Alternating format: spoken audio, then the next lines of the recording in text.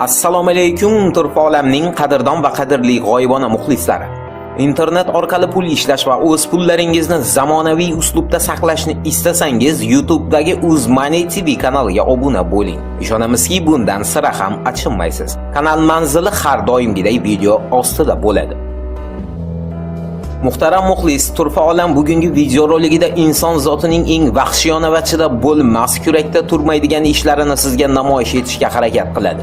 Avstraliyalik Yozef Fritzl 18 yoshga endi qadam qo'ygan o'z qizini 24 yil davomida asirlikda saqlagan. Ustiga ustak bu inson ko'rinishidagi maxluq o'z qizini zo'rlab uyining yerto'lasida ovoz qaytargichli moslamalar bilan jihozlangan xonada qamab qo'yadi.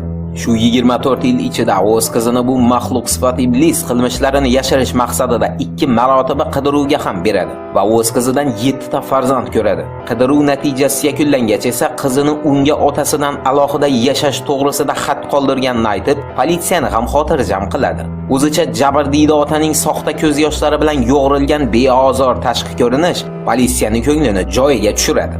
Bu esa ularni Elizabetni qidirishdan to'xtatib qo'yadi. Biroq yaratganning marhamati keng. Xalqimizda shunday gap bor: kasalni yashirsang isitmasa oshkor qiladi. Bu g'oyat to'g'ri va aniq gapdir. Mana isbot. 2008-yilda Elizabet Fritzlni asirlikda saqlanayotganiga 24 yil to'ladi. O'sha yili uning qizi Kerstin juda qattiq betob bo'lib qoladi. Bu esa o'z navbatida uni shifoxonaga olib borishni talab qilardi. Elizabet otasi va ayni damdagi eri Yozefni qizini shifoxonaga olib borishga ko'ndiradi. Voqeaning so'nggi esa Kerstinni shifokorlar ko'rikdan o'tayotganida uning kiyimlari orasida g'alati bir xat topib olishlari-yu Elizabetni kasalxonaga kelishi bilan yakunlanadi. Elizabet kasalxonaga qadam qo'yarkan shu 24 yil ichida o'z otasining qilgan barcha iflos qilmishlarini gapirib beradi. Eshak sifat Yozef esa to'g'ri shu yerning o'zidan qamoqqa olinadi. Avstraliya Oliy sudi bu maxluqni umrbod qamoq jazosiga hukm etadi. Biroq Yozef endi hech qachon hamma jinoyatchilar saqlanadigan hibsxonada emas, balki ruhiy kasallar qo'llari bog'liq holda saqlanadigan qamoqxonada saqlanadi.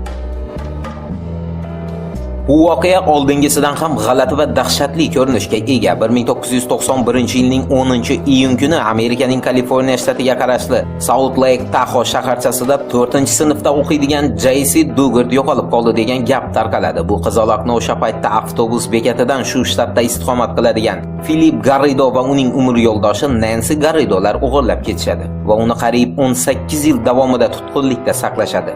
Jaysi shu 18 yil davomida Philip Garridodan 2 nafar farzand ko'radi. Bunda esa o'sha Philipning xotini Nancy bosh-qosh bo'ladi.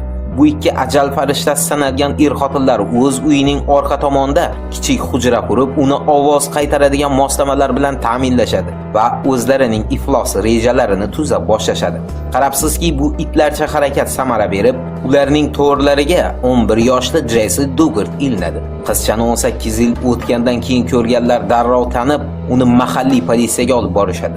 Jaysining qo'shtirnoq ichidagi mehribon homiylari esa shu kunning o'zida qo'lga olinadi. Kaliforniya shtatining sudi voqeaning bosh qahramoni Philip Garridoni 431 yil, uning xotini vahshiy Nancyni esa 34 yil qamoq jazosi bilan jazoladi. Yer sayyorasida shunday kishilarni keskin kamayib ketishini emas, balki umuman yo'qolib ketishlarini tilagan holda mavzuga yakun yasangiz. Turfa olam bilan birga qoling, siz yoqtirgan ma'lumotlar hali oldinda.